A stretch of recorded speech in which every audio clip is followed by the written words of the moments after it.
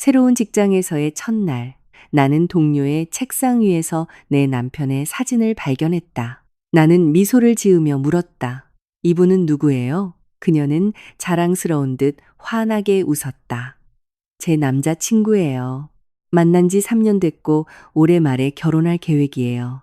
이 새로운 회사에서의 첫날, 나는 내 자신에게 완벽하게 평정심을 유지하겠다고 다짐했었다. 37살에 새로운 출발을 한다는 것은 쉽지 않은 일이었지만 내겐 충분한 능력이 있었다. 내 이름은 배유진. 강남 테헤란로에 위치한 급성장 중인 IT 기업 이노스피어에 새로 합류한 수석 마케팅 매니저다. 나는 수많은 사내 정치와 전투를 치러냈고 수십억 원대 계약을 성사시켰으며 상상할 수 있는 가장 까다로운 성격의 사람들도 다뤄왔다. 사무실이라는 공간에서 내 평정심을 흔들 수 있는 것은 아무것도 없다고 생각했다. 하지만 내 착각이었다. 내 자리는 불투명한 유리 파티션으로 옆자리와 분리되어 있었다. 그 반대편에는 가냘프고 앳돼 보이는 젊은 여자가 앉아 있었다. 그녀는 약간 웨이브진 긴 머리에 결점 없는 완벽한 메이크업을 하고 있었고 은은하면서도 고급스러운 향수 냄새를 풍겼다. 그녀는 사람의 마음을 쉽게 사로잡는 밝고 환영하는 미소로 나를 돌아보며 말했다. 배유진 매니저님 맞으시죠? 저는 프로젝트 어시스턴트 임다희라고 합니다. 이노스피어에 오신 걸 환영해요. 나는 미소를 지으며 그녀와 악수했다. 안녕하세요, 다희 씨. 앞으로 잘 부탁해요. 나는 가방을 의자에 내려놓고 노트북을 꺼내며 무심하게 대답했다. 내 머릿속은 이미 프로젝트 파일 검토, 예산 확인, 마케팅 자료 열람, 팀회의 일정 잡기 등 해야 할 일들의 목록으로 바쁘게 돌아가고 있었다. 하지만 그때 내 시선이 우연히 다이의 책상으로 향했다. 그녀의 미모나 미소 때문이 아니었다. 그녀의 작업 공간, 왼쪽 구석, 작은 다육식물 화분 옆에 놓인 은색 사진 액자 때문이었다. 액자는 주인이 매일 닦기라도 하는 듯 사무실 조명을 받아 티 없이 반짝이고 있었다. 그리고 그 사진 속에는 내 남편이 있었다. 잘못 본 것이 잘못 볼 수가 없었다. 네이비 블루 폴로 셔츠를 입은 남자, 그 익숙한 반달눈의 미소, 왼쪽 볼에 파인 보조개, 그리고 따뜻하고 자신감 넘치는 눈빛으로 카메라를 정면으로 응시하는 그 눈동자. 그는 강도아, 내 남편이었다. 바로 어젯밤 우리 집 주방에서 나를 위해 손수 파스타를 만들어주고 뒤에서 나를 안으며 내일이 당신의 중요한 날이네. 행운을 빌어, 여보, 라고 속삭였던 그 남자. 그 사진에는 내 숨을 턱 막히게 하는 또 다른 디테일이 있었다. 그가 입고 있는 네이비 폴로 셔츠. 그것은 우리의 결혼 3주년 기념일 때 내가 사준 것이었다. 그리고 배경을 자세히 보면 에메랄드빛 바다와 물가를 향해 기울어진 야자수들이 보였다. 내가 대규모 마케팅 캠페인을 성공적으로 마무리한 직후 우리가 함께 떠났던 발리의 해변과 정확히 일치하는 풍경이었다. 그 사진은 우리 침실의 협탁 위에 놓여 있어야 했다. 내가 직접 액자에 끼워 넣었기 때문에 잘 알고 있었다. 그런데 지금 그 사진이 내 새로운 직장 사무실의 젊은 여직원 책상 위에 놓여 있었다.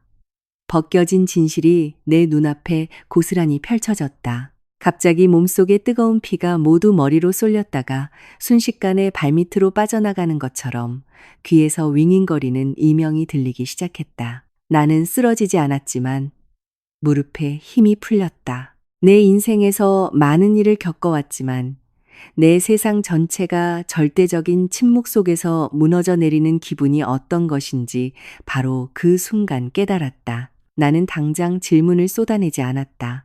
자리에 앉아 깊은 숨을 들이마시고 그저 방패막이가 필요하다는 이유만으로 노트북에 아무 의미 없는 단어들을 타이핑하기 시작했다. 그러고는 새로운 직원의 가볍고 경쾌한 목소리를 연기하며 무심하게 고개를 돌렸다. 다희 씨, 사진 속 남자는 누구예요? 미남이네요.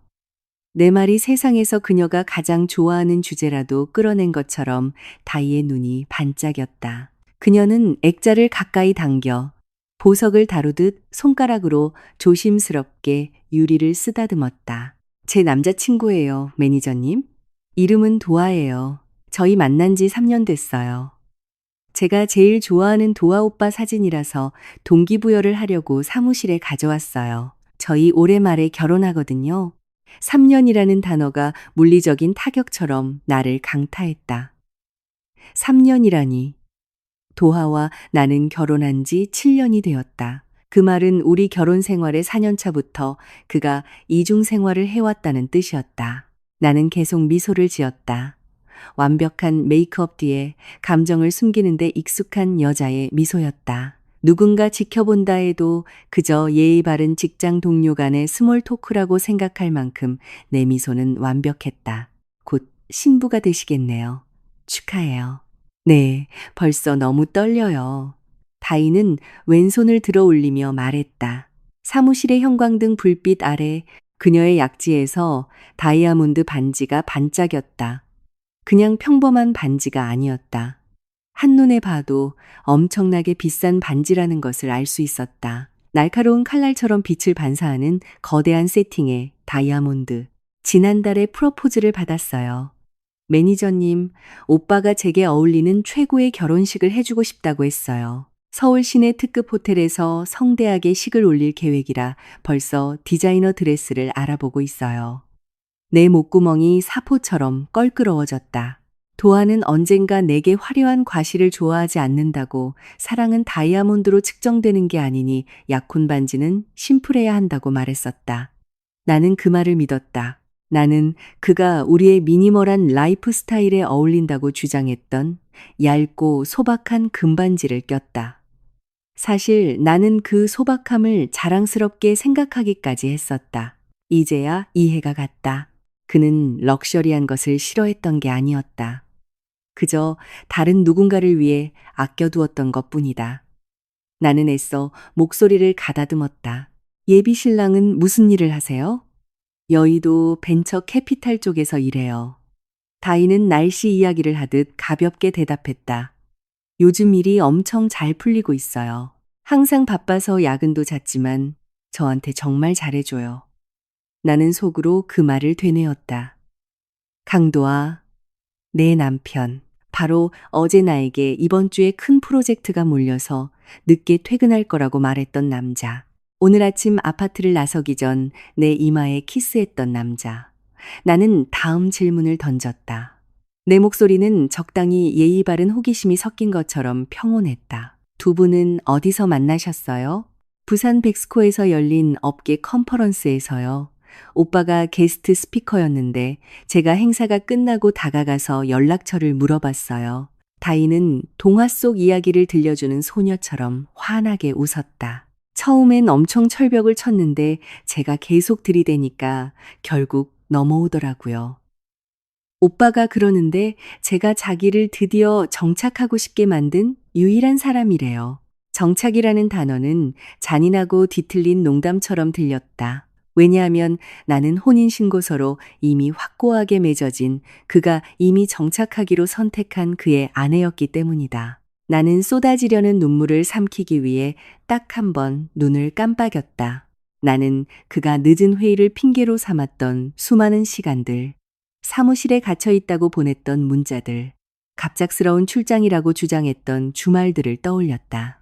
예전에는 조금 불평하기도 했지만 결국 나는 그를 믿었기에 불평을 멈췄다. 우리 아파트에 갑자기 불이 나지 않을 거라고 믿는 것처럼 나는 그를 그렇게 자연스럽게 믿었다.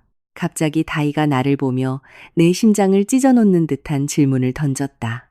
매니저님은요? 결혼하셨어요? 나는 그녀 책상 위의 사진을 다시 보았다. 사진 속 도아의 미소는 그가 나에게 보여주었던 것과 똑같은 미소였다. 미소라는 것은 2명 혹은 3명에게 나누어져도 여전히 온전하고 진실해 보일 수 있다는 것을 그때 알았다.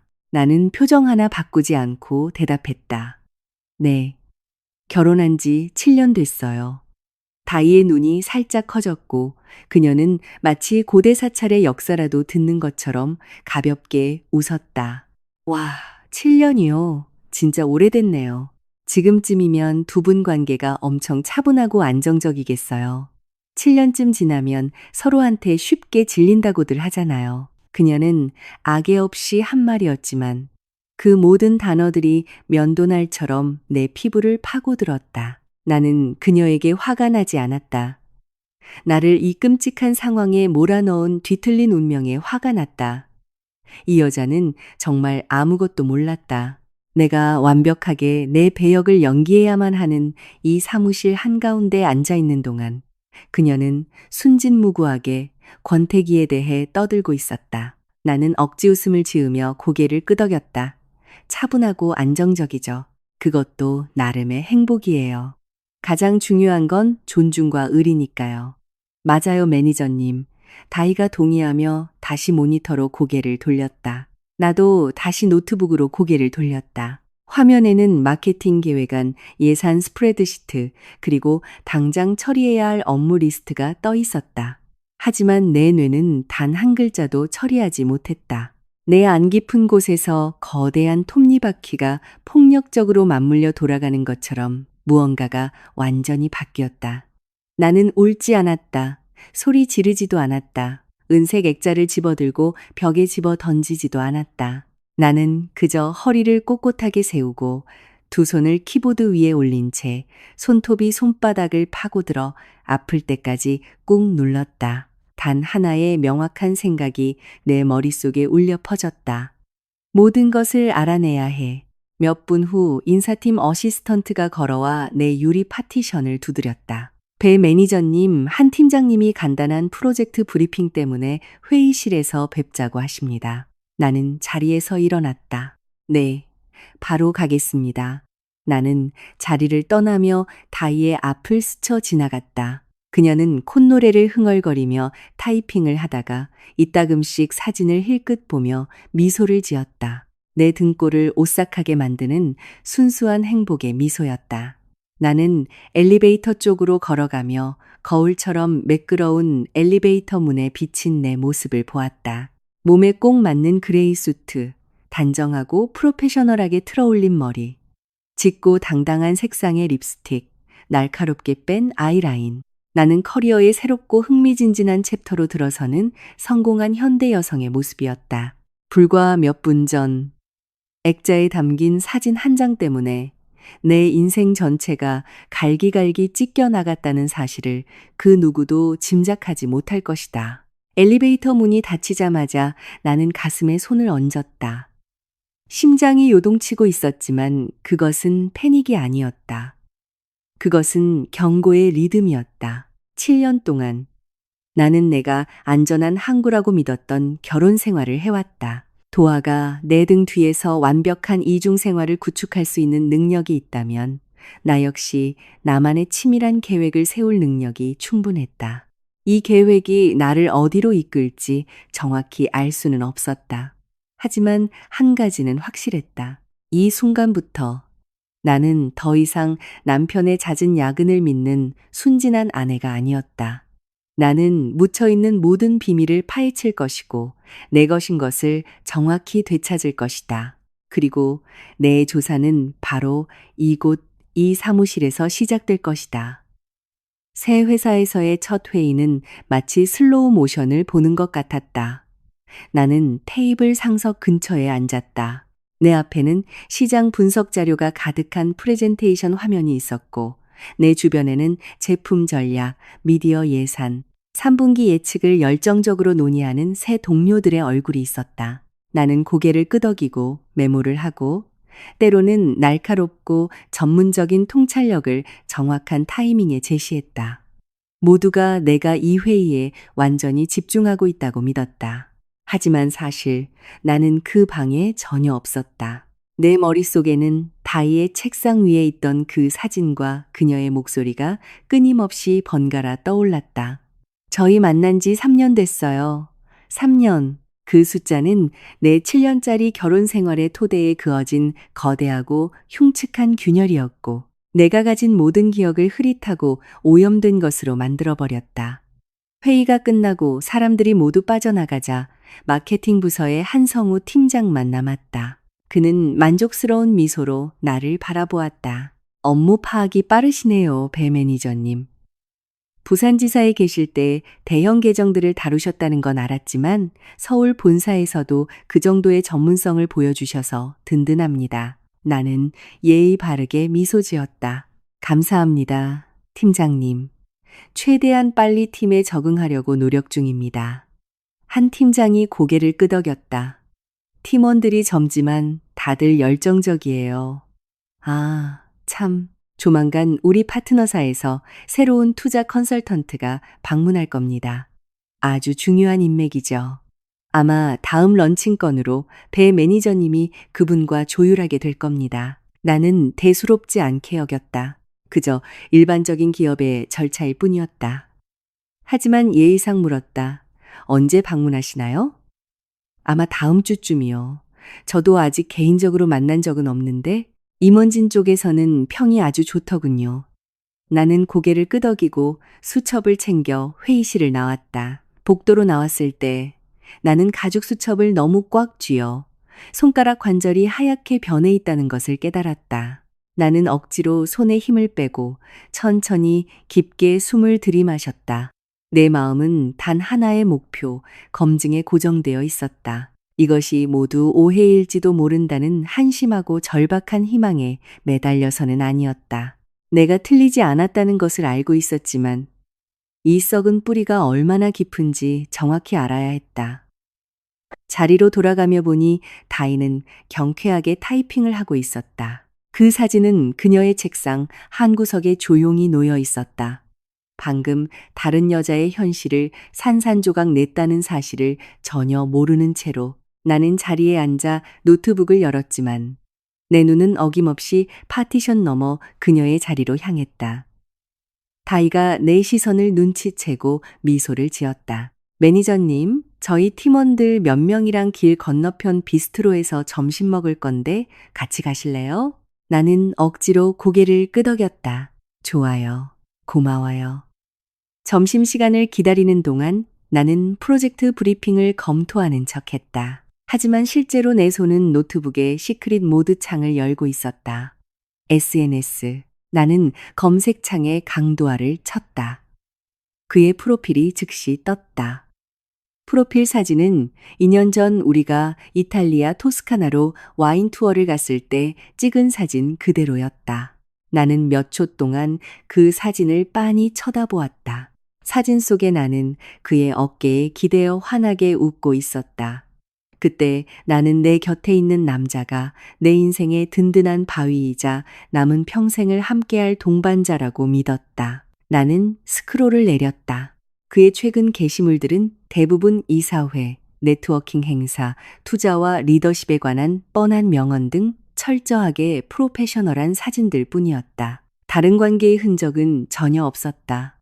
놀랍지 않았다. 도안은 항상 꼼꼼했고 개인적인 근황은 거의 올리지 않았으니까. 하지만 2달 전에 사진 하나가 내 눈길을 사로잡았다. 그는 부산 백스코에서 열린 금융 세미나에 밝은 조명이 비추는 무대 위에 서 있었다. 관객석에는 수백 명의 참석자들이 앉아 있었다. 나는 댓글을 확인했다. 하트 눈, 이모티콘과 찬양으로 가득 찬 가장 상단의 댓글은 임다희라는 계정이었다. 나는 그 사진을 뚫어져라 쳐다보았다. 도하는 맞춤, 제작한 차콜색 수트를 입고 있었다. 무대 조명이 그의 자신감 넘치는 턱선을 강조했다. 나는 그날을 정확히 기억했다. 그는 주요 고객과 관련된 위기를 처리하기 위해 부산으로 급히 내려가야 한다고 내게 말했었다.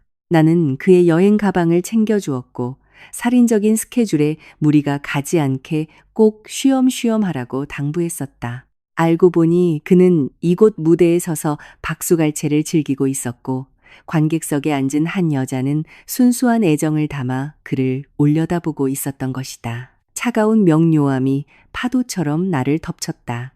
이것은 갑작스러운 실수가 아니었다. 순간적인 판단착오도 아니었다. 이것은 치밀하고 체계적으로 다른 도시에서 완전히 대놓고 구축된 관계였다. 책상 위 내 휴대폰이 울렸다. 도하의 문자였다. 첫 출근은 어때? 우리 이쁘니? 나는 빛나는 화면을 응시했다. 만약 그가 어제 이 문자를 보냈다면 나는 즉시 하트 이모티콘과 함께 긴 답장을 보냈을 것이다. 하지만 지금 이 단어들은 역겨운 연극처럼 느껴졌다. 나는 짧게 답장을 쳤다. 괜찮아. 사람들 좋아. 그가 즉시 답장했다. 다행이네. 나 오늘 밤에 늦게 들어갈 것 같아. 클라이언트들이랑 저녁 미팅이 있네. 나는 화면을 노려보았다. 클라이언트 미팅. 이 두 단어가 갑자기 거대하고 역겨운 무게감을 지니게 되었다. 나는 천천히 타이핑했다. 알겠어. 너무 무리하지 마. 나는 휴대폰을 뒤집어 놓았다. 추가적인 질문도 잔소리도 하지 않았다.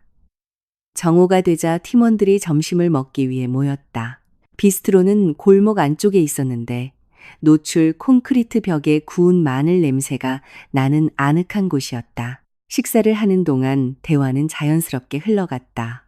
나도 적당히 맞장구를 쳤지만 내 모든 신경은 다이에게 집중되어 있었다. 그녀는 원래 말이 많고 자주 웃었으며 숨길 수 없는 자부심을 담아 도화 이야기를 계속 꺼냈다. 오빠는 투자 유치하러 다니느라 진짜 눈코 뜰 새 없이 바빠요. 그래도 저한테는 항상 시간을 내주거든요. 그녀가 들뜬 목소리로 말했다. 디자인팀의 남자 직원 하나가 그녀를 놀렸다. 좋겠네요. 예비 신랑이 완전 벤츠인가 봐요. 다이의 얼굴이 붉어졌다. 진짜 그래요. 오빠가 결혼하면 우리만의 집을 사자고 했어요. 벌써 성수동 쪽에 있는 최고급 주상복합을 알아보고 있더라고요. 포크를 입으로 가져가던 내 손이 허공에서 굳었다. 성수동. 도하는 최근에 성수동 부동산 투자에 대해 내게 언급한 적이 있었다.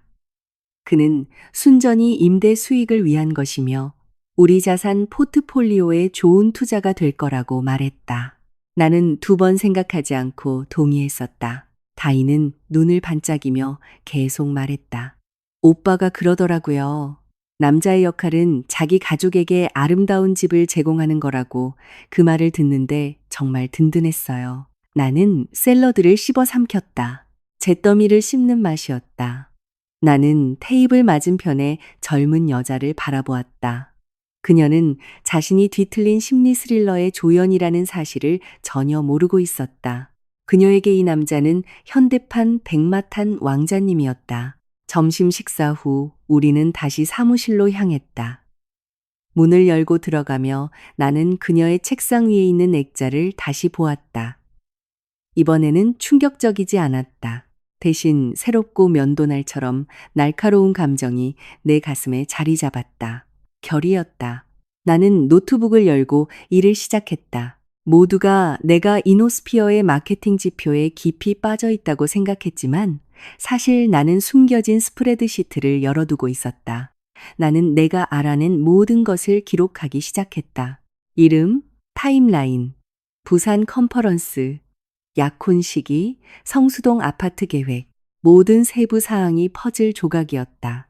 오후 시간은 순식간에 지나갔다. 퇴근 시간이 되자 나는 가방을 챙겼다. 내일 뵐게요. 다이도 일어나서 코트를 집어들었다. 매니저님, 어느 쪽으로 가세요? 저는 카카오 택시 부르려고요. 저는 지하철 탈 거예요.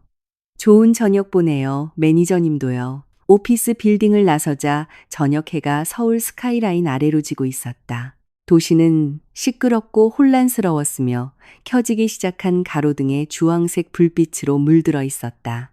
횡단보도 신호를 기다리고 서 있는데 내 휴대폰이 다시 울렸다. 도하의 전화였다. 나는 화면을 밀어 전화를 받았다. 여보. 그의 부드러운 목소리가 스피커를 통해 들려왔다. 나 지금 택시 타고 클라이언트 저녁 식사하러 가는 길이야. 나 기다리지 말고 먼저 저녁 먹어. 나는 꼬리를 물고 지나가는 끝없는 퇴근길 차량 행렬을 응시했다. 알겠어. 나는 완벽하게 차분한 목소리로 말했다. 그가 가볍게 웃었다. 첫 출근이라 피곤하겠다. 푹 쉬어. 밤에 봐. 통화가 끊겼다. 나는 한동안 가만히 서 있었다. 머릿속에서 수정처럼 맑은 생각 하나가 뚜렷해졌다. 그가 3년 동안 내 등 뒤에서 성공적으로 이중 생활을 해왔다면 내가 오늘 알아낸 작은 진실들은 빙산의 일각에 불과할 것이다. 나는 택시를 잡았다. 차가 강남 한복판을 지나 달리는 동안 나는 연락처를 열고 특정 이름으로 스크롤을 내렸다.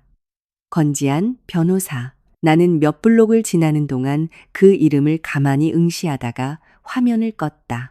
서두를 필요가 없다는 것을 알았다.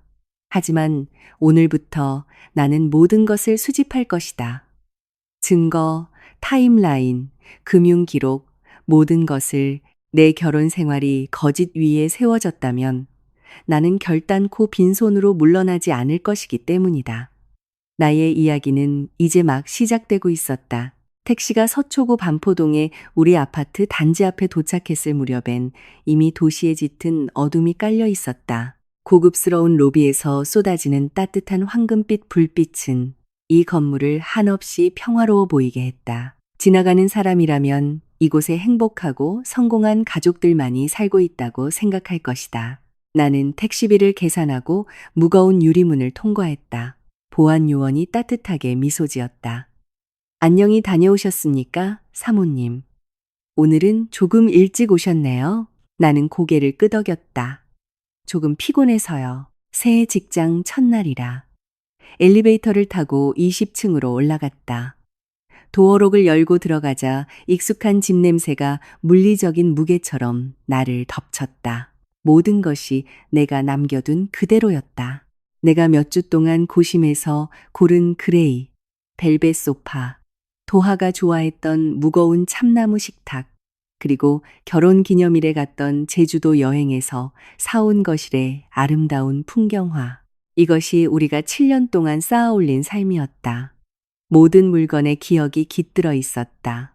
하지만 지금 둘러보니 그 온기는 온데간데 없었다. 아파트는 물음표로 가득 찬 범죄 현장처럼 보였다. 나는 콘솔 테이블에 가방을 던져놓고 구두를 벗은 뒤 주방으로 걸어갔다. 순전히 습관적으로 저녁으로 뭘 해먹을지 보려고 스테인리스 냉장고 문을 열었다. 하지만 나는 얼어붙었다. 늦을 거야. 클라이언트 저녁 미팅. 나는 작고 거친 헛웃음을 터뜨렸다. 클라이언트라는 단어가 갑자기 매우 생생하고 역겨운 새로운 의미를 갖게 되었다. 나는 냉장고 문을 닫고 탄산수 한 병을 꺼내 소파에 털썩 주저앉았다. 손에 휴대폰을 쥐고 있었다. 한편으로는 다이의 소셜미디어를 다시 뒤지고 싶었다. 다른 한편으로는 도하의 아이패드를 샅샅이 뒤져 더 많은 단서를 찾고 싶었지만 나는 나 자신을 멈췄다. 감정에 휘둘려 행동하면 허술해질 뿐이라는 걸 알았다. 나는 완전히 외과 의사처럼 냉철해져야 했다. 저녁 8시쯤 휴대폰 화면이 켜졌다. 도하의 문자였다. 저녁 자리가 길어지네. 10시는 넘어야 들어갈 듯. 나는 그 문자를 응시하다가 일어나서 안방으로 걸어갔다. 침대 쪽 그의 협탁은 도하가 개인 서류를 보관하는 곳이었다. 나는 맨 위 서랍을 열었다. 여권, 오래된 계약서들, 그리고 작은 가죽 수첩이 있었다. 수첩을 훑어보았다. 수익률과 이사회 회의에 관한 휘갈겨 쓴 메모뿐이었다. 의심스러운 것은 없었다. 나는 서랍을 닫고 그의 드레스룸으로 걸어갔다. 그의 맞춤 수트와 폴로 셔츠들이 색깔별로 완벽하게 정렬되어 걸려 있었다. 나는 옷감 위로 손을 훑어내렸다. 갑자기 짙은 차콜색 수트 재킷에서 손이 멈췄다. 나는 이 수트를 기억했다. 그가 부산의 금융 세미나에 입고 갔던 옷이었다. 오늘 오후 인스타그램에서 본 것과 똑같은 옷. 나는 안주머니에 손을 넣었고 손가락 끝에 종이 한 장이 스쳤다. 꺼내서 펼쳐보았다. 청담동의 최고급 하이엔드 스시 오마카세 영수증이었다. 날짜는 정확히 3주 전이었다. 총 금액은 70만 원. 나는 구겨진 종이를 노려보았고 기억의 조각 하나가 제자리를 찾았다. 3주 전, 도하가 중요한 잠재 투자자를 저녁 식사에 대접한다고 했던 날이었다. 내가 기다릴까 물었을 때 그는 내 볼에 키스하며 말했다. 기다리지 마, 자기야.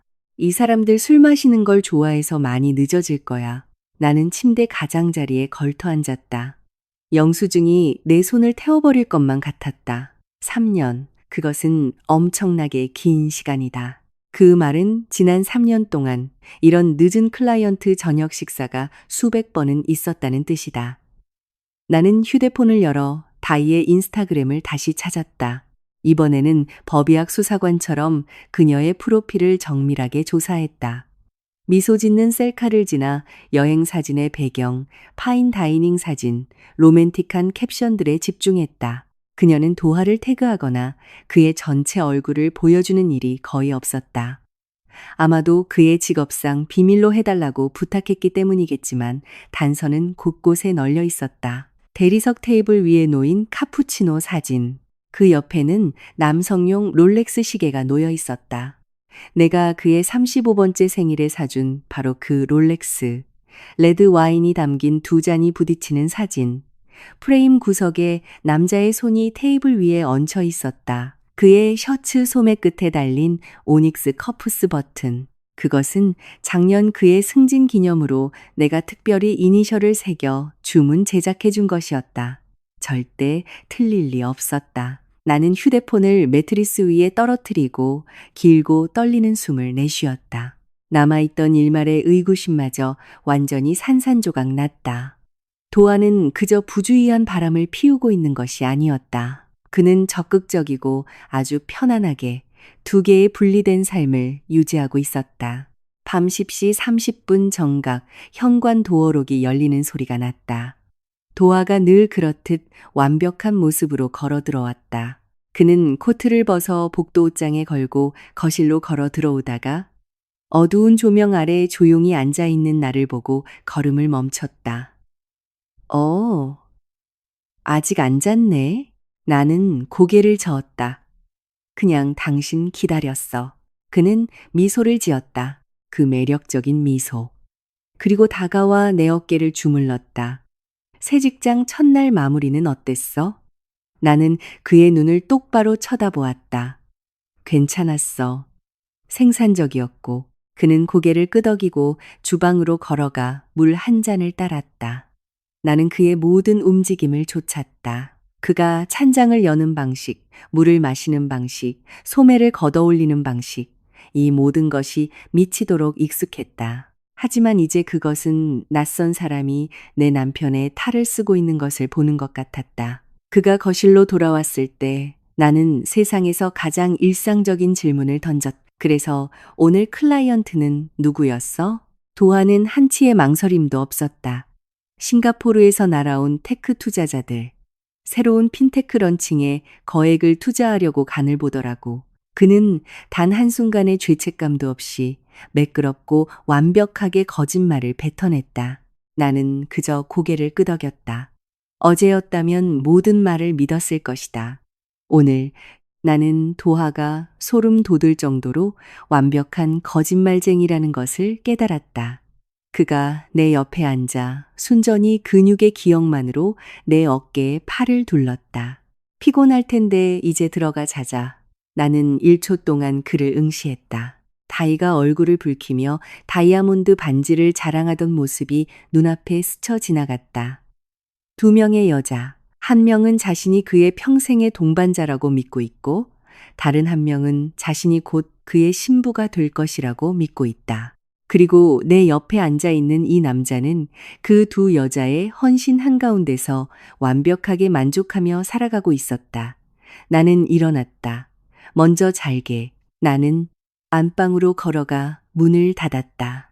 이불 덮고 누워 안방 화장실에서 샤워기가 틀어지는 소리를 들었다. 타일에 부딪히는 일정한 물소리. 나는 어두운 천장을 응시하며 머릿속을 시속 100만 마일로 굴렸다. 나에게는 두 가지 선택지가 있었다. 첫 번째 선택지. 지금 당장 폭탄을 터뜨리는 것. 소리 지르고 스시집 영수증을 그의 얼굴에 집어던지고 우리의 럭셔리 아파트를 전쟁터로 만드는 것. 두 번째 선택지. 침묵을 지키며 퍼즐의 모든 조각을 모으는 것. 30분 후 도아가 내 옆 침대로 미끄러져 들어왔다. 그는 침대 탁자 스탠드를 끄고 매일 밤 그러하듯 내 허리에 팔을 감고 나를 가까이 끌어당겼다. 잘 자, 자기야. 그가 속삭였다. 나는 눈을 감았지만 잠들지 않았다. 칠흑 같은 어둠 속에서 나는 내 전략을 완성했다. 내일부터 나는 진짜 디테일들을 파헤치기 시작할 것이다.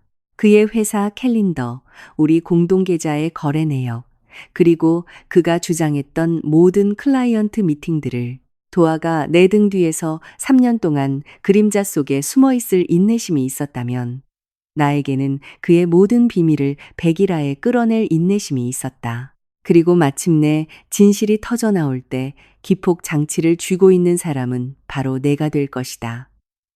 다음 날 아침 나는 평소보다 일찍 일어났다. 서울의 하늘은 아직 첫 햇살이 유리 마천루에 막 닿기 시작한 멍든 듯 흐릿한 잿빛이었다. 도하는 여전히 내 옆에서 깊고 고른 숨을 쉬며 잠들어 있었다. 그의 무거운 팔이 내 허리 위에 나른하게 얹혀 있었다. 다른 사람이 본다면 완벽하게 평화로운 가정의 모습이었을 것이다. 하지만 나에게 이 평화는 숨이 막힐 지경이었다. 나는 조심스럽게 그의 팔 아래에서 빠져나와 침대에서 일어나 안방 욕실로 걸어갔다. 세면대 거울에 비친 내 얼굴은 차분해 보였지만 내 눈빛은 몇 년 만에 가장 날카롭고 단단해져 있었다. 나는 얼음장처럼 차가운 물을 얼굴에 끼얹어 모든 신경세포를 깨웠다. 욕실에서 나왔을 때 도아는 상체를 일으켜 눈을 비비고 있었다. 머리는 헝클어져 있었고 그는 내게 졸린 미소를 지어 보였다. 자기, 일찍 일어났네. 나는 고개를 끄덕였다. 오늘 아침 일찍 전략회의 준비하러 출근해야 해서. 그는 기지개를 켜고 다가와 내 이마에 키스했다. 매일 아침의 의식이었다. 어제 팀 분위기는 어땠어? 다들 괜찮아. 나는 자연스럽게 대답했다. 그는 미소를 지으며 드레스룸으로 걸어갔다. 나는 그가 빳빳한 흰색 와이셔츠를 고르는 것을 지켜보았다. 그가 하는 모든 동작이 이제 나의 철저한 감시 대상이었다. 나는 더 이상 사랑의 눈으로 그를 보지 않았다. 나는 포식자가 먹이를 연구하듯 그를 지켜보고 있었다. 그가 돌아선 채 소매 단추를 채우며 말했다. 오늘 연달아 PT가 있어서 오늘 밤도 늦을 것 같아. 나는 수월하게 고개 끄덕였다. 알겠어. 그는 내 태도 변화를 전혀 눈치채지 못했다. 왜 눈치채겠는가? 3년 동안이나 무사히 넘겨왔으니 나의 맹목적인 신뢰가 영구적인 것이라 가정하고 있을 테니까. 우리는 아일랜드 식탁에서 함께 아침을 먹었다. 밥을 먹는 동안 도아는 휴대폰을 넘겨보았다. 화면을 읽는 그의 입가에 옅은 미소가 번지는 것을 알아챘다. 뭐가 그렇게 재밌어? 블랙커피를 홀짝이며 무심하게 물었다. 어? 아, 그냥 테크 주식 반등했다는 기사. 그가 재빨리 고개를 들며 대답했다. 나는 고개를 끄덕였다. 하지만 그가 접시를 싱크대에 놓으려고 일어섰을 때 그는 휴대폰을 식탁에 남겨두었다. 화면이 켜지며 푸시 알림이 떴다. 카카오톡 메시지 다이였다. 오늘 밤 너무 기대돼. 오빠 나는 그 빛나는 글자들을 정확히 3초 동안 응시하다가 시선을 돌렸다. 심장은 뛰지 않았다. 어제의 패닉은 사라지고 그 자리를 얼음장같이 차갑고 임상적인 분리가 채우고 있었다. 도하가 돌아와 휴대폰을 집어들고 수트 주머니에 넣었다. 내가 메시지를 봤다는 사실은 꿈에도 모른 채 그가 내 볼에 입을 맞췄다.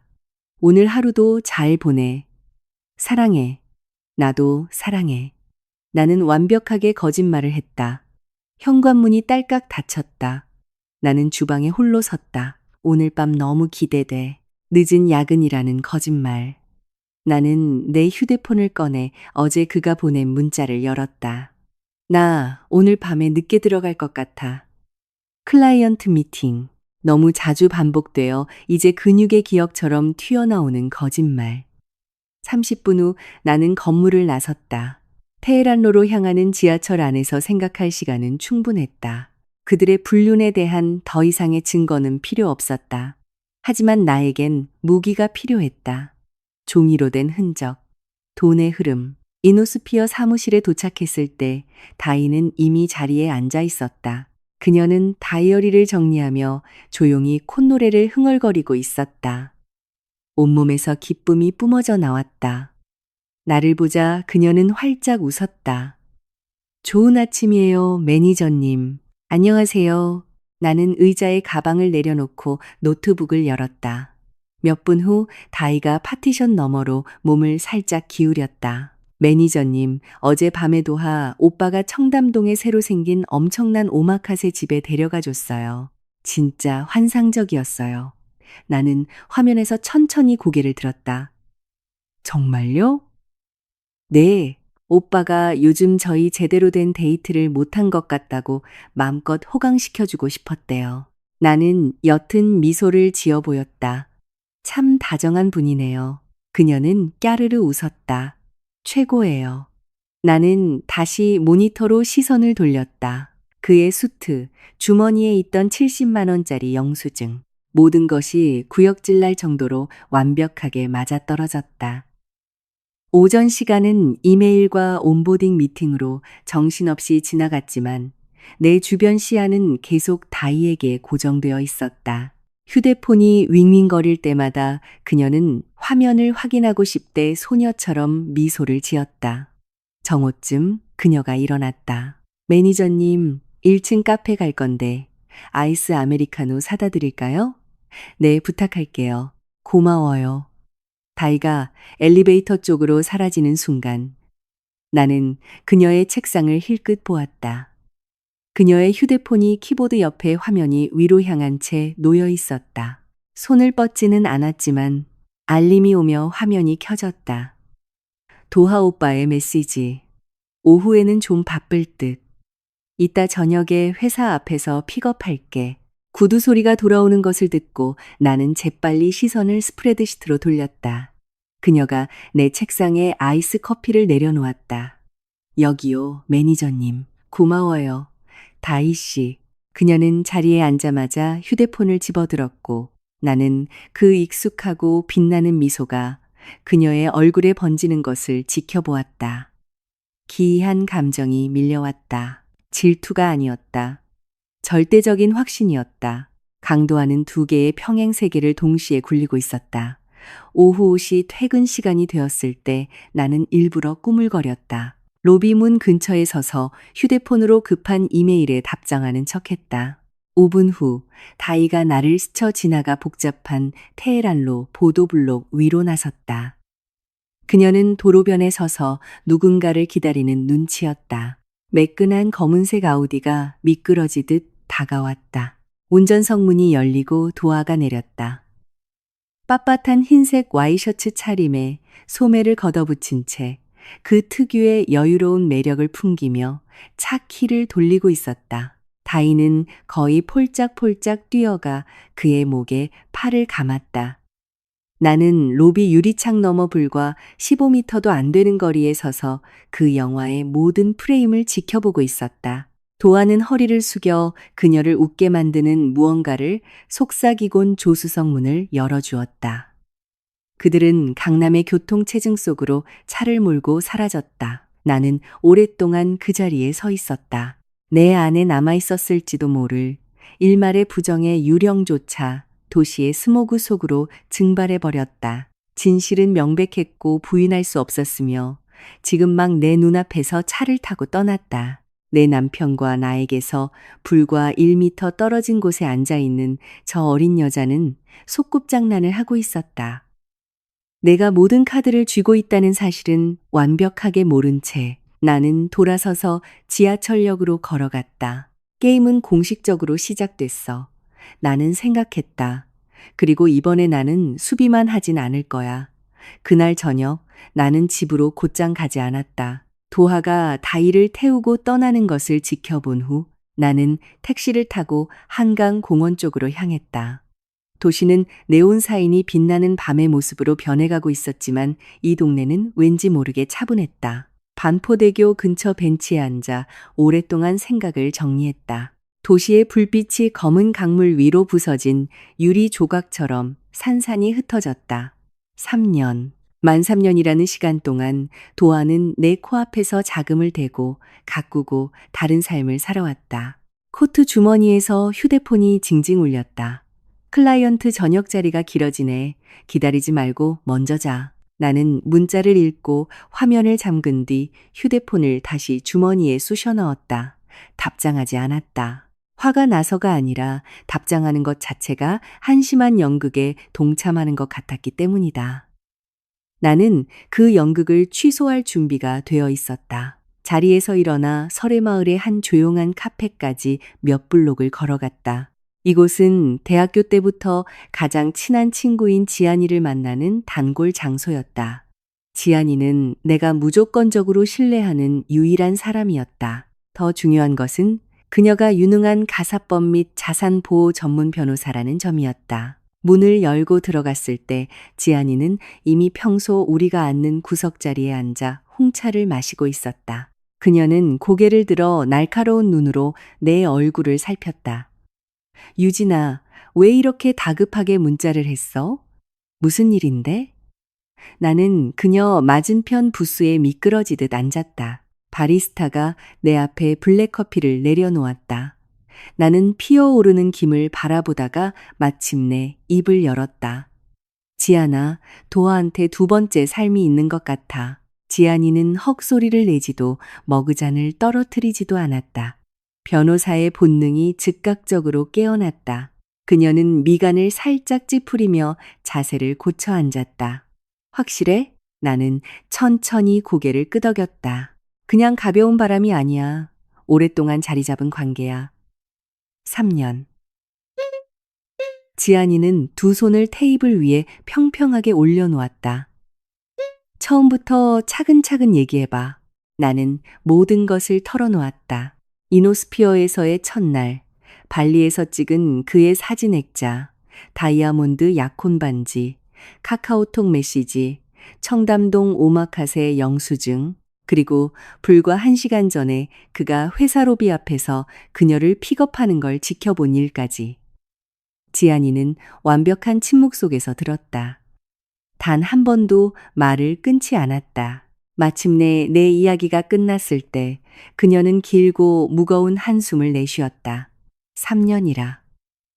유진아, 여기서 네가 원하는 최종 결말이 뭐야? 나는 내 두 손을 내려다보았다. 정확한 절차는 아직 모르겠지만 한 가지는 확실해. 이 모든 게 터질 때 나는 패배자로 물러나지 않을 거야. 내 것을 그가 가져가게 두지 않을 거야. 지안이가 몸을 앞으로 기울이며 목소리를 한 톤 낮췄다. 재산 분할 얘기하는 거지. 맞아. 나는 그녀의 시선을 마주했다. 반포동 아파트, 주식 포트폴리오, 예금. 우리가 함께 이룬 자산이야. 만약 그 자식이 우리 공동 자금을 빼돌려서 그 환상 속의 삶에 돈을 댔다면 나는 전부 다 알아내야 해. 지안이가 짧게 고개를 끄덕였다. 네 말이 전적으로 맞아. 그녀는 디자이너 토트백에서 매끈한 법률용 메모 패드를 꺼냈다. 이런 사건에서는 감정이 너의 적이야. 증거가 곧 무기고 화폐지. 증거. 정확해. 지안이의 목소리는 차갑고 확신에 차 있었다. 네가 의심과 분노로 놈을 추궁하면 놈은 가스라이팅을 하면서 돈을 숨길 거고 네가 변호사 비용으로 피를 말릴 때까지 이혼 소송을 질질 끌 거야. 하지만 네가 불륜과 재산 은닉, 특히 상간녀에게 부부 공동자산을 유용했다는 완벽한 장부를 들고 들어가면 네가 전술적으로 압도적인 우위를 점하게 돼. 나는 전략을 흡수하며 고개를 끄덕였다. 이해했어. 너는 세 가지를 추적해야 해. 지안이가 손가락을 꼽으며 나열했다. 돈, 시간, 그리고 동거 여부. 신용카드와 공동계좌를 샅샅이 뒤져 그 여자한테 돈을 이체했는지. 시간. 놈이 말한 모든 클라이언트 미팅을 기록하고 그 여자의 소셜미디어와 대조해 동거 여부. 그들이 커플로서 어떻게 행세하고 다니는지 증명해. 나는 커피를 한 모금 마셨다. 이미 시작했어. 지안이는 잠시 멈칫하더니 놀라움과 깊은 존경심이 섞인 눈으로 나를 바라보았다. 내 예상보다 훨씬 침착하네. 나는 씁쓸하게 반쪽짜리 미소를 지었다. 충격은 지나갔어. 이제 남은 건 논리게임뿐이야. 지안이가 홍차를 한 모금 마셨다. 그 여자는 네 존재를 알아? 아니, 나는 고개를 저었다. 그 애는 도하가 미혼인 줄 알아. 자기가 완벽한 예비 신부라고 철석같이 믿고 있어. 지안이가 한숨을 쉬었다. 그럼 그 여자도 이 일의 피해자네. 알아. 나는 다이의 그 눈부시게 순진한 미소를 떠올렸다. 지안이가 펜으로 메모패드를 톡톡 두드렸다. 그 말은 네가 엄청나게 조심해야 한다는 뜻이기도 해. 만약 도아가 네가 뒷조사를 하고 있다는 낌새라도 채면 놈은 모든 증거를 불태우고 자금을 해외로 빼돌릴 거야. 그렇게 못하게 할 거야. 지안이는 오랫동안 내 얼굴을 유심히 살폈다. 유진아, 너 진짜 괜찮은 거 맞아? 나는 카페 창밖을 보았다. 서울 시민들이 두꺼운 코트를 여미며 인도를 바쁘게 걸어가고 있었다. 내 삶이 안에서부터 폭파되고 있다는 사실은 전혀 모른 채, 아니, 내가 속삭였다. 하지만 괜찮아질 거야. 지안이는 메모패드를 덮고 가방에 다시 넣었다. 네가 망치를 내리칠 준비가 되면 신호만 해. 내가 네 뒤를 확실히 봐줄 테니까. 고마워, 지안아. 우리는 몇 분 더 편안한 침묵 속에 앉아 있다가 카페를 나섰다. 내 아파트 로비에 카드를 찍고 들어갔을 때는 밤 11시가 넘은 시간이었다. 도하는 아직 집에 오지 않았다. 나는 어두운 거실로 들어가 메인 조명을 켜지 않고 바로 서재로 향했다. 개인 맥북을 열었다. 어제 만들어둔 암호화된 스프레드 시트가 기다리고 있었다. 나는 새로운 열을 추가했다.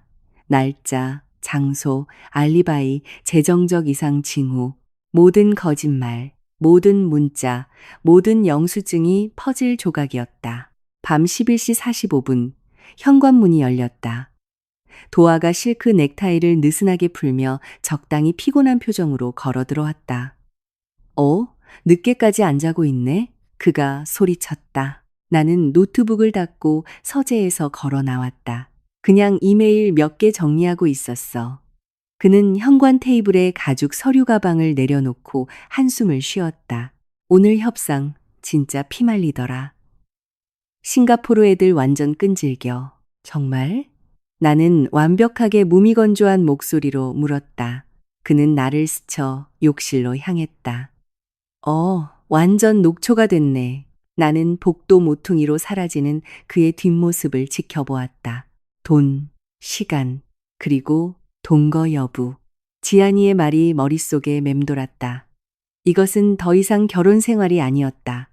숨막히는 수싸움이었고 나는 놈을 완전히 구석으로 몰아넣을 때까지 단 한 번의 공격적인 수도 두지 않을 작정이었다.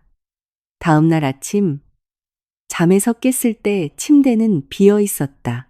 내 옆자리는 차가웠고 침대 탁자 위에 내 휴대폰에는 노란색 포스트잇이 붙어 있었다. 조찬 미팅이 있어서 일찍 나가. 좋은 하루 보내. 우리 이쁜이. 사랑해. 도하가. 예전 같았으면 이런 메모에 미소 지었을 것이다. 바쁜 남편이 여전히 나를 생각하고 있다는 작은 증거니까. 하지만 지금 이 휘갈겨 쓴 글씨는 뺨을 맞는 것처럼 느껴졌다. 다정함이라는 껍데기는 여전히 있었지만 그 토대는 썩어 문드러져 있었다.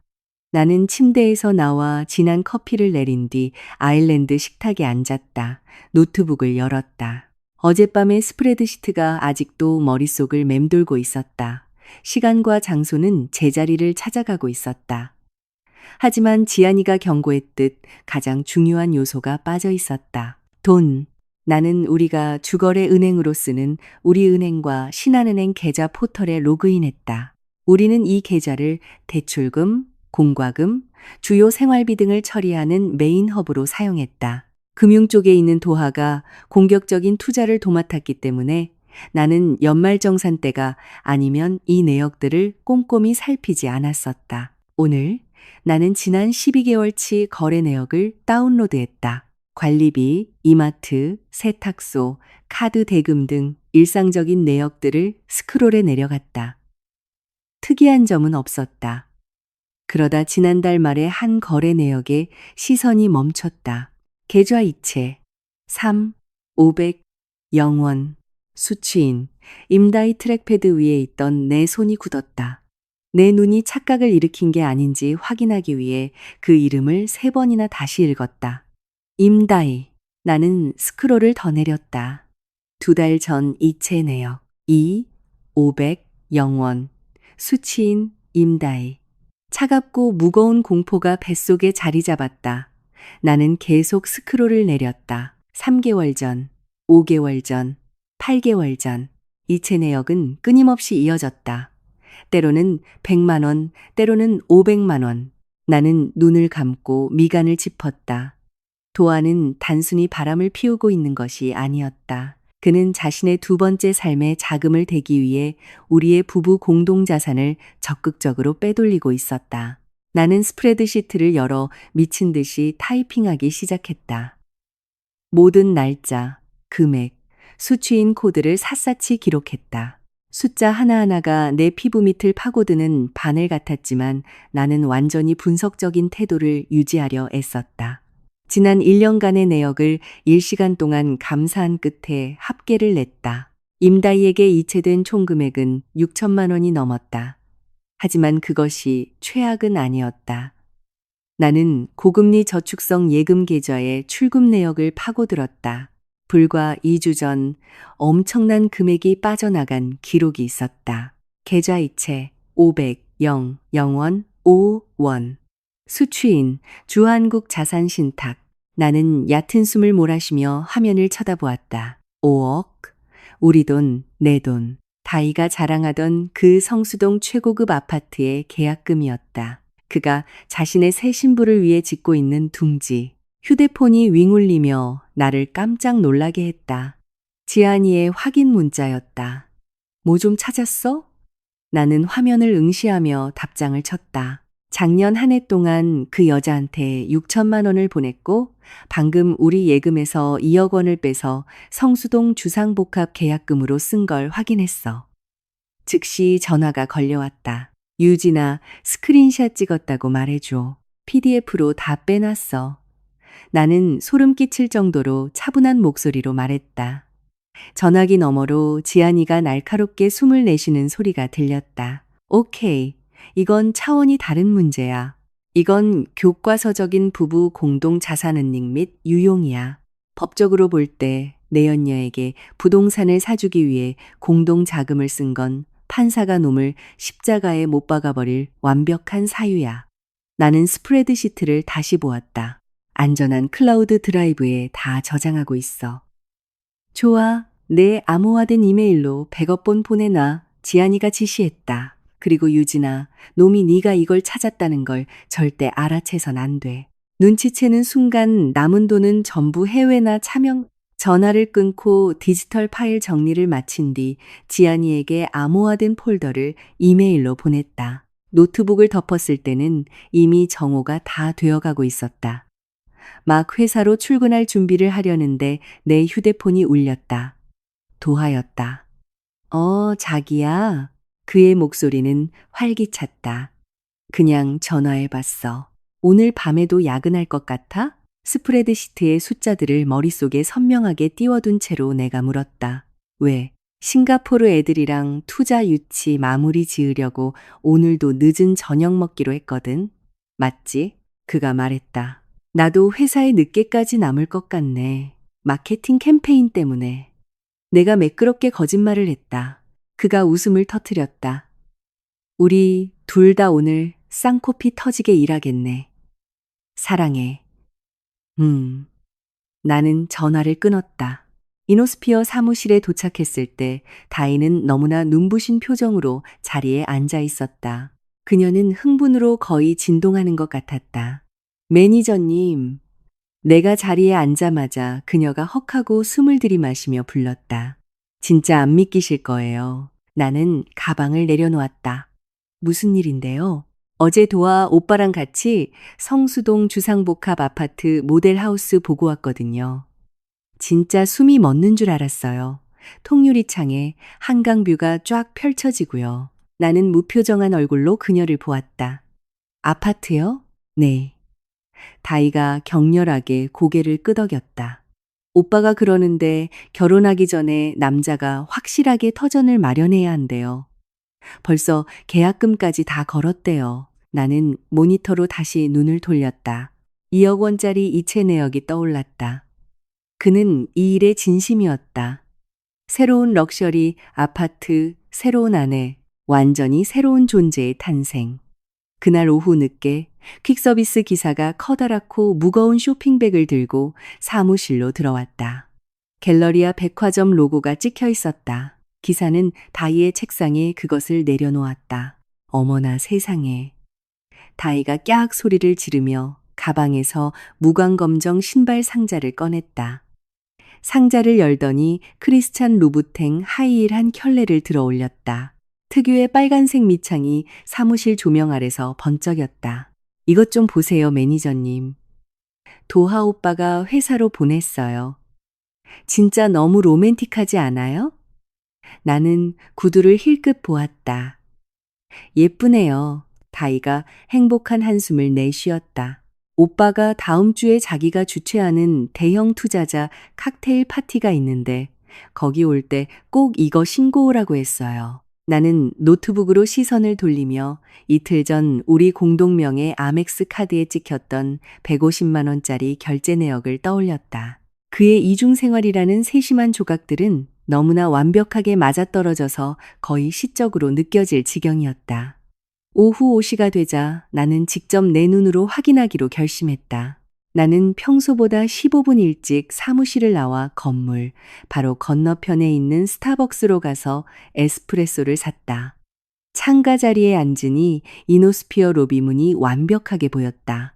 5시 15분 다이가 걸어 나와 인도에 섰다. 몇 분 후 도하의 아우디가 미끄러지듯 도착했다. 그가 차에서 내리며 미소를 지었다.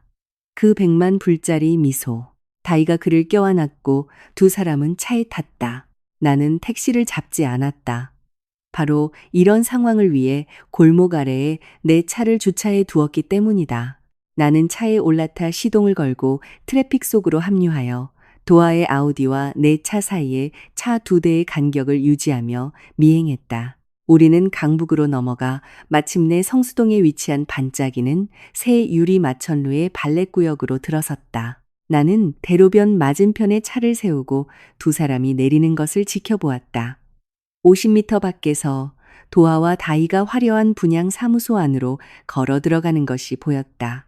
두 사람은 아파트의 거대한 건축 모형 앞에 섰다. 깔끔하게 차려입은 부동산 중개인이 위층을 가리키며 거창하게 설명하고 있었다. 다이는 도하의 팔에 매달린 채 절대적인 경외심을 담아 미니어처 타워를 올려다보고 있었다. 도하는 그녀의 허리춤에 손을 얹고 있었다. 내 위장을 뒤틀리게 만드는 친밀감과 소유욕의 제스처였다. 중개인이 도하에게 고급스러운 팸플릿을 건넸다. 도하가 자신감 있게 고개를 끄덕였다. 나는 시야가 완벽하게 가려진 구조물 뒤에 서서 휴대폰을 꺼냈다. 줌을 최대한 당겨 중개인과 함께 모형을 보고 있는 두 사람의 사진을 아주 선명하게 대여섯 장 연속으로 찍었다. 나 자신을 고문하려고 이러는 게 아니었다. 단두대를 만들기 위해 이러는 것이었다. 20분 후 두 사람이 걸어 나와 아우디에 타고 다시 출발했다. 나는 천천히 내 차로 걸어갔다. 서울의 스카이라인이 불을 밝히고 있었고 수백만 개의 창문이 거대한 격자무늬처럼 빛났다. 강도하는 자신이 찬란한 미래를 설계하고 있다고 믿고 있었다. 자신이 지나온 길 뒤로 가솔린을 쏟아붓고 있고 그 성냥을 내가 들고 있다는 사실은 꿈에도 모른 채 우리 아파트로 돌아왔을 때 도하는 아직 집에 오지 않았다. 노트북을 켜고 성수동 주상복합이라는 새 폴더를 만든 뒤 암호화된 드라이브에 체증한 사진들을 쏟아부었다. 그리고 메인 스프레드시트에 새 행을 추가했다. 장소, 성수동 분양 사무소, 증거, 사진 체증 확보. 워룸, 워룸 완벽하게 가동 중이었다. 그 후 며칠 동안 회사에서의 시간은 피말리는 심리전이자 인내심 테스트의 연속과도 같았다. 표면적으로 나는 부지런한 이노스피어의 팀장이자 헌신적인 반포동 사모님 역할을 연기했다. 하지만 내면에서 내 머릿속은 금요일 저녁 8시를 향해 째깍거리는 카운트다운 시계였다. 사무실에서 다이는 그야말로 공중에 떠 있는 것 같았다. 파티 얘기 말고는 입 밖으로 내는 것이 없었다. 목요일 아침. 그녀가 인체공학 의자를 끌고 내 책상으로 다가왔다. 매니저님, 저 내일 입을 옷 때문에 완전 멘붕이에요. 전문가의 조언이 필요해요. 나는 이메일에서 시선을 떼며 물었다. 무슨 일인데요? 내일 오빠 파티에 무슨 드레스를 입고 가야 할까요? 그녀가 사진 3장을 넘겨서 보여주었다.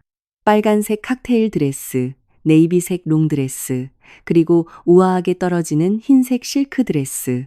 나는 화면을 가리켰다. 흰색이요. 우아하네요. 딱 대표님, 사모님, 룩 같은 느낌이에요. 다이가 환하게 웃었다. 역시 매니저님, 오빠도 이 파티가 우리 인생의 터닝 포인트가 될 거라고 했어요. 오빠가 얼마나 열심히 준비하는지 몰라요. 준비하느라 엄청 바쁘시겠네요. 내가 조용히 말했다. 네, 요즘 잠도 거의 못 자요. 그래도 이 메이저 투자자들 만나는 자리에 제가 꼭 옆에 있어야 한다고 하더라고요. 나는 억지로 고개를 끄덕여 주었다. 곧 산산이 조각날 현실을 이토록 완벽하게 믿고 있는 그녀를 지켜보는 것은 꽤 기묘한 경험이었다. 퇴근 후 나는 백화점으로 향했다. 1층의 하이엔드 명품관으로 직진했다. 나는 화려한 것을 찾고 있지 않았다. 나는 갑옷을 찾고 있었다. 나는 몸에 완벽하게 핏되는 숨막히게 아름다운 검은색 실크 미디 드레스를 샀다. 날카롭고 세련되었으며 치명적인 자신감을 뿜어내는 옷이었다. 그리고 금요일 오후를 위해 최고급 살롱의 헤어, 메이크업 예약을 잡았다. 피팅룸 거울을 보았을 때 거기서 나를 마주보는 여자는 도아가 예상할 배신당해 울고 있는 아내가 아니었다. 그녀는 사형 집행인의 코드를 쥐고 있는 여자였다. 마침내 금요일 오후 3시가 되었다. 다이는 어지러울 정도로 들뜬 소리를 내며 책상을 정리했다. 매니저님, 저 준비하러 먼저 퇴근해 볼게요. 주말 잘 보내고 오늘 밤 파티 행운을 빌어요, 다이 씨. 나는 진심을 담아 말했다. 그녀에겐 정말 행운이 필요할 테니까. 나도 1시간 뒤에 퇴근의 살롱으로 가서 완벽하게 세팅을 마쳤다. 저녁 7시 30분. 나는 카카오 블랙 뒷좌석에 앉아 신라호텔 영빈관 쪽으로 향하고 있었다. 서울 시내 도로는 혼란스러웠지만 호텔의 무거운 황동 회전문을 통과하는 순간 도시의 소음은 돈 냄새가 나는 조용한 웅성거림 속으로 사라졌다. 프라이빗 연회장 안내판을 확인하고 안쪽 룸으로 걸어갔다. 육중한 마호가니 문이 열려 있었다. 룸 안은 따뜻한 호박색 조명으로 물들어 있었다. 흰색 재킷을 입은 웨이터들이 샴페인 쟁반을 들고 돌아다녔다. 40명 정도의 사람들, 부유한 투자자들, 테크 기업 대표들, 금융 임원들이 소그룹으로 모여 화기애애하게 대화를 나누고 있었다. 방 정면에는 도아가 새로 설립한 투자사 D&H 파트너스, DH 파트너스 로고가 띄워진 대형 스크린이 있었다. 그리고 방 한가운데서 나이든 투자자들 무리를 이끌며 파티를 주도하고 있는 것은 도아였다. 맞춤 제작된 미드나이트 블루 턱시도를 입은 그는 치명적으로 잘생겨 보였다. 그는 웃으며 절대적인 지배력과 매력을 발산하고 있었다. 그리고 그의 바로 옆에 흰색 실크 드레스를 입은 다이가 서 있었다. 그녀는 마치 그를 신이라도 되는 양 올려다보며 그의 팔에 꼭 매달려 있었다. 나는 연회장 입구에 서서 딱 10초 동안 이 완벽한 연극을 감상했다. 호텔 직원이 클립보드를 들고 내게 다가왔다. 안녕하십니까? 사모님, DH 파트너스 행사에 오셨습니까? 네. 나는 부드럽게 말했다. 직원이 빈 명찰과 네임펜을 건넸다. 여기에 성함을 적어 주시겠습니까? 나는 펜을 받아들고 굵고 단호한 글씨로 세 글자를 적었다. 배, 유, 진. 나는 뒷면 스티커를 떼어 내 검은 드레스 가슴팍에 붙이고 연회장 안으로 걸어 들어갔다. 처음에는 아무도 나를 눈치채지 못했다. 부드러운 재즈 음악이 흐르고 유리잔 부딪히는 소리만 들렸다. 나는 지나가는 웨이터의 쟁반에서 샴페인 잔을 하나 집어들고 홀 중앙을 향해 천천히 걸어갔다. 그때 도하가 고개를 돌렸다. 그의 시선이 군중을 훑다가 내게 꽂혔다. 0.1초 만에 그 카리스마 넘치고 자신감 넘치던 대표님의 모습이 증발했다. 그의 얼굴에서 모든 핏기가 가셨다. 턱이 벌어지고 마치 번개라도 맞은 것처럼 온몸이 뻣뻣하게 굳었다. 나는 차갑고 면도날처럼 날카로운 미소를 지으며 그를 향해 똑바로 걸어갔다. 그와 대화하던 투자자들이 그의 갑작스러운 마비를 눈치채고 그의 시선을 따라 고개를 돌렸다. 다이도 돌아보았다. 배 매니저님! 그녀가 충격의 눈을 크게 뜨며 헉소리를 냈다. 매니저님이 여기 어쩐 일이세요? 나는 그들로부터 정확히 1미터 떨어진 곳에 멈춰 섰다. 다이를 한번 쳐다보고 이내 시선을 도하에게로 옮겼다. 우리 소개는 안 해줄 건가, 도하야? 내 목소리는 완벽하게 조율되어 있었다. 차분하고 예의 발랐지만 주변 사람들이 충분히 들을 수 있을 만큼 크고 또렷했다. 도하는 말을 하지 못했다.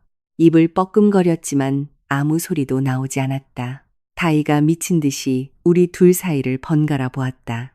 잠깐만요, 매니저님. 도하 오빠 아세요? 나는 몇 주 동안 내 옆자리에 앉아있던 저 순진하고 어린 여자를 향해 고개를 돌렸다. 네, 다이 씨. 아주 잘 알죠. 우리 주변의 공기가 갑자기 무겁게 가라앉았다. 긴장감을 감지한 사람들의 대화가 점점 잦아들기 시작했다. 마침내 도하가 목소리를 쥐어짜냈다. 마치 유리 조각을 삼킨 듯한 목소리였다. 유진아, 제발, 나가서 얘기하자. 나가서? 나는 샴페인을 한 모금 마셨다. 왜? 당신의 새 벤처를 기념하려고 이렇게 멋진 파티를 열었잖아. 투자자들도 부르고 파트너들도 부르고 심지어 내 내연녀까지 불렀는데 아내를 부르는 걸 깜빡했나 보네. 아내라는 단어가 마치 실탄이 장전된 수류탄처럼 룸 한가운데 떨어졌다. 숨막히는 완벽한 정적이 영빈관홀에 내려앉았다. 재즈 음악마저 페이드 아웃되는 것 같았다. 수십 개의 눈동자가 우리를 향해 확 쏠렸다. 다이는 얼어붙었고 그녀의 얼굴은 잿빛으로 변했다. 마치 불에 댄 것처럼 그녀의 손이 도하의 팔에서 툭 떨어졌. 아내? 라고요? 그녀의 목소리가 격렬하게 떨렸다. 오빠? 이 사람 무슨 소리 하는 거야? 나는 도하가 대답할 틈을 주지 않았다. 우리 바로 옆에 서 있던 부유한 투자자들을 향해 고개를 돌렸다. 안녕하셨습니까, 회장님들. 좋은 자리에서 방해를 드려 죄송합니다. 저는 7년 차 되는 강도하의 아내 배유진입니다. 고급 맞춤 정장을 입은 나이 지긋한 투자자가 미간을 깊게 찌푸리며 도하를 노려보았다. 강 대표, 이게 다 사실인가? 도하는 덫에 걸린 짐승 같은 표정이었다. 그의 이마에 땀방울이 맺혔. 회장님, 이건 제 지극히 개인적인 문제입니다. 회사와는 아무 관련이 없습. 사실 회사와 모든 관련이 있죠. 내가 매끄럽게 말을 끊고 들어갔다. 내 목소리가 쥐죽은 듯 조용한 연회장에 쩌렁쩌렁 울렸다. 나는 스크린에 띄워진 DH 파트너스의 로고를 가리켰다. 여기 계신 분들이 이 회사의 수표를 끊어주시기 전에 아셔야 할 게 있습니다. 이 회사의 초기 자본금은 우리 부부의 공동예금에서 횡령한 돈입니다. 군중 사이로 집단적인 충격의 웅성거림이 파도처럼 퍼져나갔다. 다이는 과호흡을 일으키고 있었다. 그녀는 입을 틀어막은 채 뒷걸음질을 쳤다. 오빠, 미혼이라며, 나랑 결혼하고 싶다며. 도하가 그녀를 향해 손을 뻗었다. 다이야, 자기야, 제발 내 말 좀 들어봐. 설명할게. 뭘 설명할 건데? 내가 날카롭게 물었다. 나는 클러치를 열고 두툼하게 접힌 은행 거래 내역서 뭉치를 꺼냈다. 그리고 그것을 투자자들 앞 칵테일 테이블 위에 툭 던졌다. 은행 이체 내역입니다.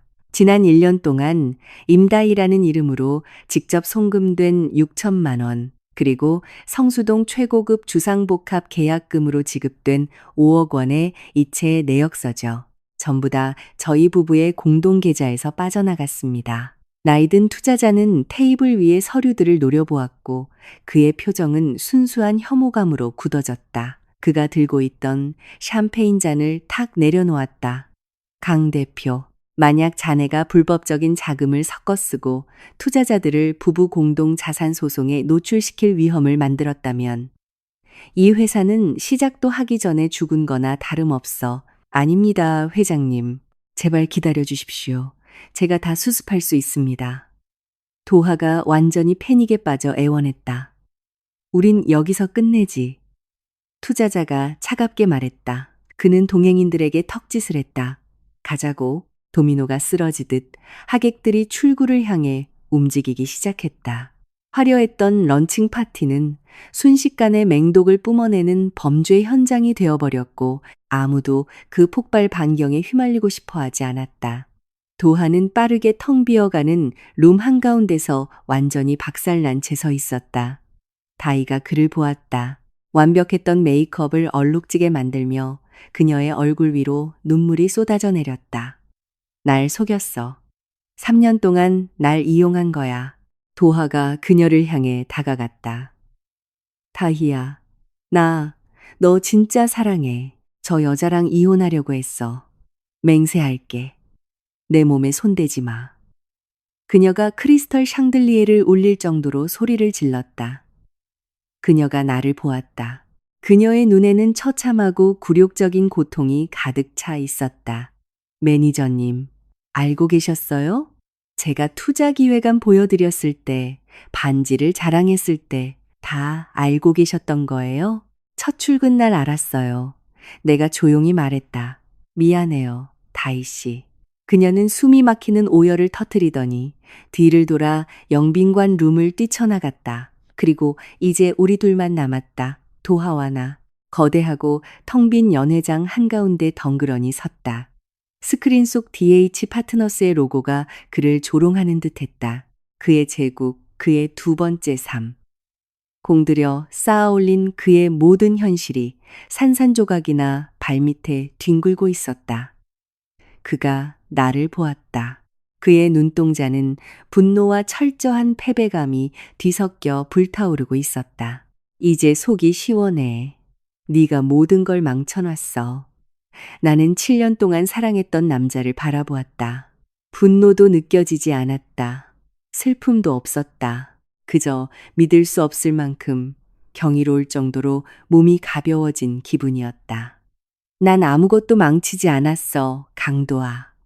내가 차분하게 말했다. 애초에 불을 지른 건 너잖아. 나는 그저 사람들이 이 화려한 불구경을 제대로 할 수 있게 판을 깔아줬을 뿐이지. 나는 그에게 등을 돌리고 연회장을 걸어 나왔다. 신라 호텔의 긴 복도는 연회장보다 훨씬 더 고요하게 느껴졌다. 대리석 바닥에 부딪히는 내 구두의 또각거리는 소리만이 유일한 소음이었다. 로비에 도착해 서늘한 서울의 밤 공기 속으로 걸어 나왔다. 도시는 여전히 시끄러웠고 여전히 혼란스러웠으며 여전히 앞으로 돌진하고 있었다. 나는 깊은 숨을 들이마셨다. 클러치 안에서 휴대폰이 윙 울렸다. 지안이었다. 어때? 그녀가 물었다. 끝났어. 나는 내 앞에 멈춰서는 택시를 보며 말했다. 놈은 투자자들을 잃었고 여자도 잃었어. 지안이가 승리감에 찬 웃음을 터뜨렸다. 돈은? 돈은 월요일부터 법정에서 싸워서 뜯어내야지. 집에 가서 한 잔해, 배유진. 넌 그럴 자격이 있어. 나는 택시를 타고 반포동 아파트로 돌아왔다. 도어록을 열고 들어갔을 때 집안은 칠흑같이 어두웠다. 불을 켜지 않았다. 나는 한강이 내려다 보이는 발코니로 곧장 걸어 나갔다. 날카로운 강바람이 내 머리카락을 흩날리게 했다. 7년의 결혼 생활, 3년의 배신, 그리고 그 모든 것을 잿더미로 태워버리는 데 걸린단 몇 주간의 시간. 자정 무렵 현관문이 열리는 소리가 들렸다. 도하가 걸어 들어왔다. 턱시도 재킷은 온데간데 없었고 넥타이는 느슨하게 풀려 있었다. 마치 유령 같았다.